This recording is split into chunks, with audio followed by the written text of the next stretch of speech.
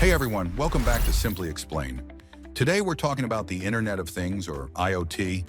It's the tech that connects your smart bulbs, fitness trackers, even your refrigerator to the Internet. But what does that really mean, and why does it matter? Let's find out.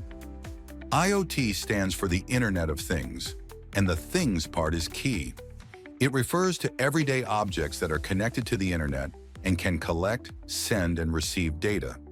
Think of your smart speaker. It listens, connects to the Internet, and gives you weather updates. That's IoT in action. Here's how it works.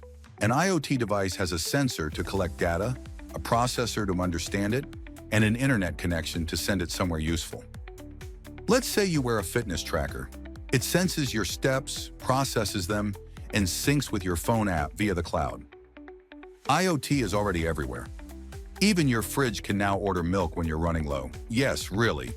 So where does all that IoT data go? Most of it heads to the cloud. That's where it's stored, analyzed, and acted upon. Cloud computing and IoT go hand in hand. Together, they help businesses scale fast and make smarter decisions. But here's the catch. More connected devices means more points of vulnerability. That's why IoT security is a big deal. Strong encryption, regular updates, and secure networks are a must. In the future, expect billions more devices. We're talking smart factories, connected cars, AI-powered homes, all talking to each other 24/7. It's like the world is becoming one giant thinking machine, and that's the Internet of Things. Simply explained.